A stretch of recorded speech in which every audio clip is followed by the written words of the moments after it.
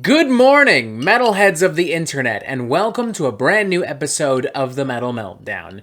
Today, we're doing something a little bit different and a little bit controversial. Yeah, so for those of you who don't know, the Metal Meltdown is on TikTok, and originally we put that account together to kind of just show off some behind-the-scenes nonsense and some silly memes and shit like that, and while that is still very much a portion of what the Metal Meltdown TikTok does, we've kind of accidentally transitioned into talking a lot about older rock and heavy metal bands, specifically reacting to new music and live performances from Motley Crue, Ozzy Osbourne, Guns N' Roses, Metallica, and many, many more. I've uploaded a couple of these videos here on YouTube as shorts, but for the most part, this content lives on TikTok, and this is also where it is significantly more popular. Like, I've got one video here that's basically a reaction to a recent show that Guns N' Roses did somewhere in Europe, and that's got like 15,000 views. There's another one that's a reaction to the new Ozzy Osbourne song, Patient Number 9. That was uploaded on here as a short. That got about 3,000 views, I believe, as of this recording, but on TikTok it got close to 13,000, 13.7K to be slightly more exact. But the big ticket item appears to be anything related to Motley Crue. I've made quite a few videos talking about Motley Crue and how bad they sound on their current tour with Def Leppard and Poison. And, I mean, they're all controversial, but people keep tuning in. I've got one video just responding to a comment that's at 15,500 views, another one that's like 132,900 views, and the original video that kind of started all of this hot Motley Crue versus Metal Meltdown nonsense, that has like 621,100 views, like, approximately. That well over 500,000 views, which is insane. This little TikTok about Motley Crue is without question the most watched piece of content I've uploaded on any media platform. The point is, I've talked a lot about how certain rock and metal bands really don't sound or look all that good in 2022, and have gone on to say that most of these bands should retire. Today, I don't want to do that. Today, I really want to talk about when a band should retire. What requirements should a band meet in their career where I'll go, all right, you're done. Hang it up. Thank you. Next. You know, does that make sense? And before someone says, well, obviously when the band gets old, I actually don't think it's that simple. I mean, yes, ideally, at a certain age, you should just retire, because especially in the rock and metal genres, it just creates more breathing room for younger bands if the older ones fuck off. But at the same time, there are some older writers and musicians and singers that legit still sound good and are still contributing a lot to rock and metal in their old age. You know, they're not just kind of banking off the fact that they're a legacy act. They're still putting stuff out there. They're still trying new things. And I respect that. I won't physically stop you from continuing to make music if you love music and if you're still putting something unique and exciting out there. Like I said, I don't think it's as simple as you're old, goodbye. I think that there are some other things we should be looking at when considering whether or not a band should retire, and those are the things we are going to talk about today. So, yeah, cool, great, awesome. Can't wait to piss some people off. I know I will, because I've certainly done that plenty of times on TikTok with this kind of shit. But, yeah, now we get to do it on YouTube. Now we get to piss off all the Gen Xers and Boomers on YouTube instead of TikTok. Hell yeah. Alright, so let me break it down for y'all. When we're asking ourselves, or in this case when I'm asking you, when should a band retire, I think in reality we should be asking ourselves three little questions. The first one, is the band still relevant? The second, is the band still making good music? And the third, is the band still healthy? Are they in good shape? Do they have the physical and mental capacity to keep going? Let's focus on that first question first. Is the band still relevant? At a certain point, it's a little bit pathetic to see certain rock and metal bands really trying to leave some kind of a mark when they have continuously failed over and over and over again to do so in often ridiculous fashion. And I'm not really talking about bands like Anvil and Byzantine who legit work their fucking asses off but just for whatever reason never really got much attention. I'm talking really about bands like Trapt and Static X, who at this point nobody talks about unless there's some kind of new controversy that Trapt or Static X are kicking up to help sell some records or to help motivate people to see them live. Like, I think part of the reason why Chris Taylor Brown is as outspoken as he is isn't so much because he is a far-right asshole, although, yeah, he is. I honestly think he does a lot of what he does because he knows it will draw attention to Trapt and his music. He knows that talking shit about Power Trip and Dance Gavin Dance and the Acacia Strain and Born of Osiris, which he did a few years back, if you remember correctly, will kind of get people who love those bands to check out Trapt, even if just for a moment. This is the same reason why he also went after, like, the Bishop Talbot Swan and Chris Evans and Ice-T, you know, through these little completely made-up Twitter feuds and beefs. This was just something he did to draw attention to Trapt. He did the same thing last year when he decided that Trapt was suddenly, you know, they were pro-LGBTQ+, which the entire internet saw right through immediately because he's made several homophobic and transphobic statements over the years, which just proved that Trapt is really just trying to pander to this audience to get more heads turned towards them to create some controversy. You get the idea. Trapt are completely fucking irrelevant, and they need to fucking go. Same with Static X. They are not as edgy or as stupid as Trapt, but they have been irrelevant for a very, very long time. Like, even Wayne Static knew that Static X was done, which is why he retired that band. That's why he started doing solo albums instead. And then he passed away, and former members of Static X decided that they would get together to honor his legacy, and they would release his, unreleased demos and songs on, like, a compilation record, and they would go on tour. And, you know, I'm fine with them going on tour, I guess. That's fine. My problem is that they're still going on as if this is, like, the ultimate tribute to Wayne Static and his legacy, but that's just not true. A lot of those guys did not get along with Wayne before Wayne passed. It's a well-documented fact. Plus, they're marketing off of his unreleased material. They're making money, and they're touring off of his unreleased material. And they've got a new singer who is allegedly the same guy from Dope. I don't remember his name, but it's that guy, if anyone knows who Dope is. But they got the new singer dressed up, like, in very piss-poor Wayne Static cosplay, and it's so tacky and cringy and weird, and I hate everything about that. Like, say what you will about Gwar choosing to continue without Dave Brockie, but at least Gwar decided they weren't literally just gonna get some other fucking guy to play the character of Odorous Urungus. They decided, no, we are going to move on, we're going to retire this, we're not gonna have someone dress up on stage and mimic his movements and mimic his attitudes or mimic his vocal style for that matter. We're gonna get a new guy with a new character, a new persona, a new everything. We're gonna find a way to fit that into what Gwar is already doing. Static X did not do that. They just decided we are literally going to have basically a cover band singer dressed up in the worst Wayne Static Party Packagers Halloween costume bullshit imaginable. It's tacky, and it's honestly kind of gross and despicable, and I hate it. And just like with Trapt, I think the main reason why Static X did that was to drum up some controversy and to turn people's heads towards Static X, to draw some attention towards the band. And that's, you know, disgusting once again. So yeah, Trapt, Static X, completely irrelevant.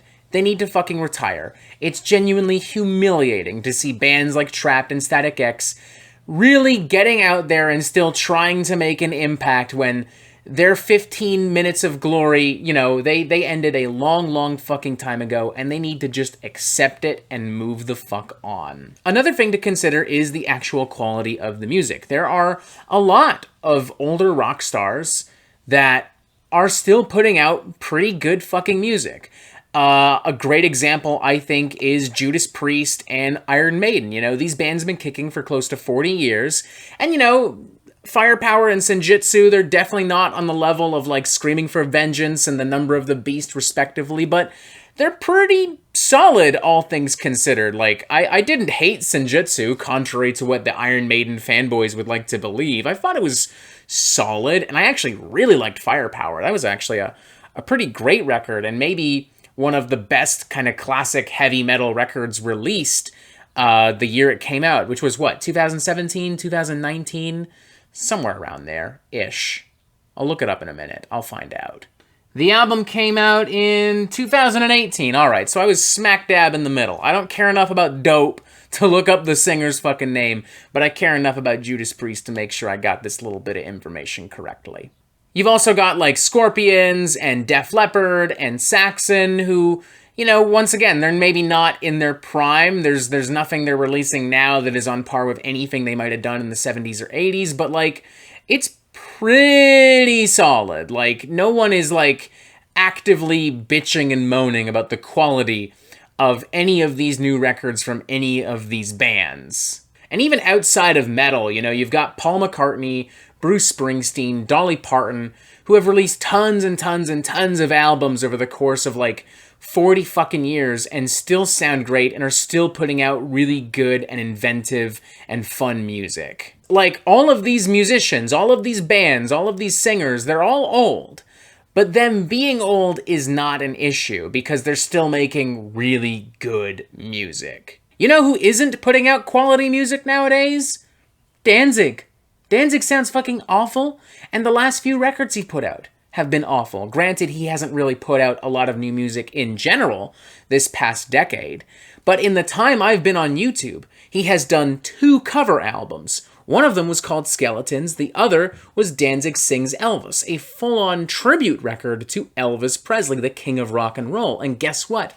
They were both fucking awful. Danzig Sings Elvis in particular was atrocious. What should have been a warm, loving tribute to an icon of rock and roll music constructed by a man who genuinely loves and worships Elvis, instead sounded like the most piss-poor Tuesday night karaoke, middle school prom, band bullshit imaginable. Like, a bunch of sad, tired dads playing some jams in their fucking garage, getting ready to play the fucking local fucking 4th of July barbecue or some shit. It was so fucking bad. You know who else hasn't really put out good music in a long time?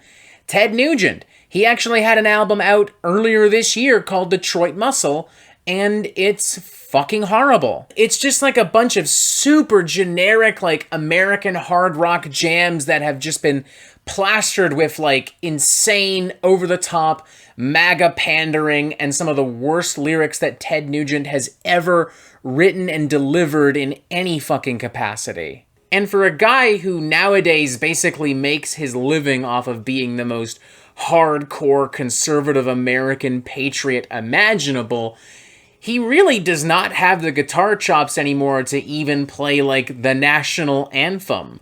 How do I know this? Well, because he fucking played the national anthem, or at least attempted to, at some Trump rallies in Michigan in 2020, and it was horrendous. I wish I could say that the worst thing about a Trump rally in Michigan would be the undeniable xenophobia and authoritarian nonsense and manipulation on display, but no, in this particular instance, the worst thing about a Trump rally in Michigan is Ted Nugent attempting but ultimately butchering the national anthem.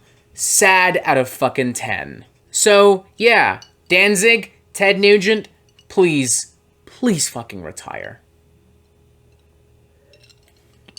Or at the very least, Danzig, stick to making movies, because Veronica was so bad it was hilarious. Maybe you can convince Ted Nugent to join you in producing your next film. That is a compromise I can live with. Please and thank you. And finally, let's really examine the last question. Is the band still physically and mentally capable of doing their job? Are they healthy enough to keep doing this? This ever so slightly does tie into the last question, because a lot of the bands we just talked about, Judas Priest, Iron Maiden, Scorpions, Saxon, so on and so forth, the reason why they're still putting out good music is because, for the most part, they are still in pretty good shape. I mean, they may not be, like, healthy per se. I mean, years of drug and alcohol abuse and partying and touring the world and stress, I'm sure that has had some kind of impact on them physically or mentally, or both. But clearly not to the point where these people are now incapable of doing their fucking jobs. The same, however, cannot be said for a lot of their peers. Take, for instance, Motley Crue. It is very clear that 40 years of drug and alcohol abuse, partying, touring the world, and the regular stress of just being a rock star on top of all the weird controversial shit and all the drama and all the scandals that Motley Crue have found themselves consistently embroiled in, it is very clear that has all had a gigantic impact on the physical abilities of Motley Crue. Mick Mars has never been in great shape. This is well documented, but nowadays, he looks like a ghoul. He is as stiff as a fucking board. Tommy Lee is sloppy as fuck as a drummer. It doesn't help that, like, right before this tour started, he actually broke a bunch of ribs, apparently just carrying luggage, too. I don't know the exact details, but from what I understand, he literally broke his bones just carrying luggage. 'Cause, you know, that's what happens to all healthy young men who carry suitcases and such.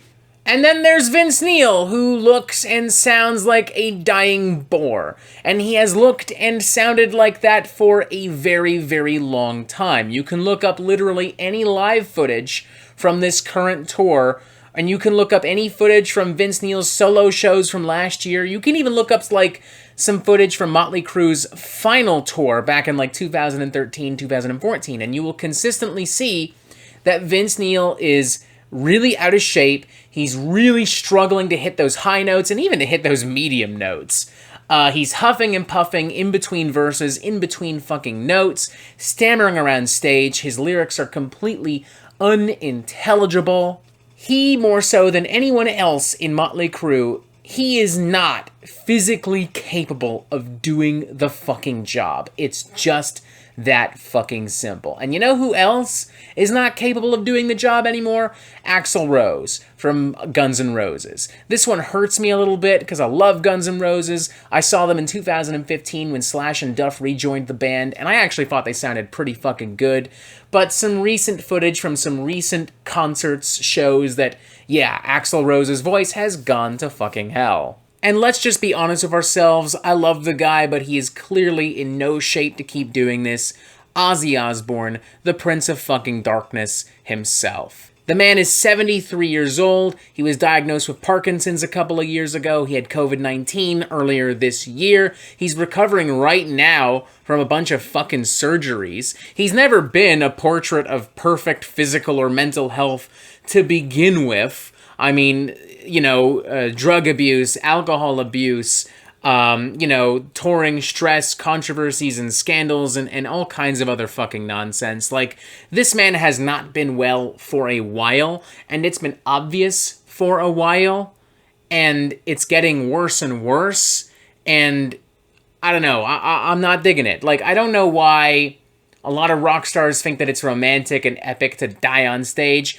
I don't fucking think so. I mean, if Ozzy really wants to keep making music till he dies, fine. I mean, I can't physically stop him, I guess, but I would much rather he spend his final moments surrounded by his loved ones and his friends rather than making albums and music videos and going on tour. Like, he has absolutely earned a long fucking rest. But that's not going to happen, and maybe it's because he's stubborn, maybe it's because he's greedy, maybe Sharon is pulling the strings, I don't fucking know. It doesn't really matter. Ozzy will not retire, but he fucking should. this is the criterion I've looked at when I say that a certain band should retire.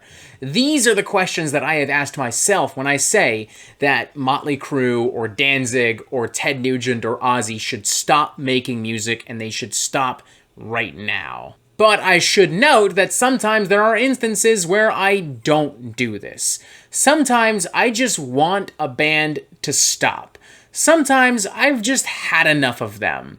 A great example of this would be Five Finger Death Punch and Falling in Reverse. In the case of Five Finger Death Punch, I'm just sick of them. They've been making the same one-dimensional white trash radio metal for 15 fucking years now, and I'm done with it. In the case of Falling in Reverse, I honestly don't have much of an opinion on their music at all, aside from cringe. The main issue I have with Falling in Reverse is Ronnie Radke. Ronnie Radke is a fragile, thin-skinned thug with aggressive, violent tendencies and a massive ego and an even smaller fucking penis. He is just an awful human being. He threatened to attack me after a stupid, jokey comment. His exact words were, "Don't make me come get you." All of this in response to me making fun of him, which itself was in response to a stupid comment left on a Motley Crue video that had nothing to do with him. And I'm not the only one. In the wake of this incident, a lot of people came to me through TikTok and said, yeah, he has threatened a lot of people on this platform before. Like, I'm so fucking tired of Ronnie saying I'm a changed man. I'm so tired of his followers saying I'm a changed man. Bro, whatever you did in the past is what you did in the past. Fine, I accept that. You're doing this right now. I find it hard to believe that you're a changed man when you are literally attacking me, threatening to attack me over a stupid little TikTok video. And the killer is he's going to use all of this controversy, all of this scandalous nonsense that he whips up of his own volition to kind of make his music bigger. Like, in that song Zombified he released earlier this year, he whines about how cancel culture is coming to get you. The fake news and the media and all the liberals trying to cancel you. You know, you've been zombified, you're the Walking Dead, no one can think for themselves anymore. Like, bro, if anyone single-handedly proves that cancel culture is not real, or at the very least not that big of a deal, it's Ronnie motherfucking goddamn Radke, a gentleman who in 2006 was an accomplice to a murder, a gentleman who was convicted of domestic abuse, a gentleman who was convicted of simple and aggravated assault after throwing microphone stands at children at a concert in New Jersey, like a Six Flags theme park, a gentleman who has been accused of rape and transphobia, and to this day is still threatening anyone on TikTok who dares to give him even a little bit of fucking lip. Ronnie, you are 38 years old. You are an adult. Act like it. Calm the fuck down, you fucking maniac. So, yeah. Booyah. This kind of turned into me just absolutely dunking on Ronnie Radke, but fuck it. Side note, I love it when a band decides of their own volition to retire. When they decide that they've done everything they feel they can do within a certain genre or movement, and there's just no need for them to continue. Slayer and the Dillinger Escape Plan, for instance. Both of these bands realized that they're done. There's nothing more they can add to their genres, to their realms. They are aware that they're getting older and they just can't do what they used to do at the same level that they used to do it, and they decided to fucking stop. Bra fucking vo. Here's a great way of looking at it, ladies and gentlemen. To paraphrase Harvey Dent from Christopher Nolan's The Dark Knight, you either die a Dillinger Escape Plan or you live long enough to see yourself become a Motley Crue. I think that statement kind of sums up everything I've been talking about. Hopefully, kind of, sort of. And voila, there you go, ladies and gentlemen. I hope that you found this video informative or helpful in some capacity. I'm looking forward to hearing your thoughts on what bands should retire, or maybe what bands should come out of retirement. Press this button right here to subscribe and to stick it to Ronnie Radke, because apparently he's going to come get me any day now. And as always, you have yourself a fantastic fucking day.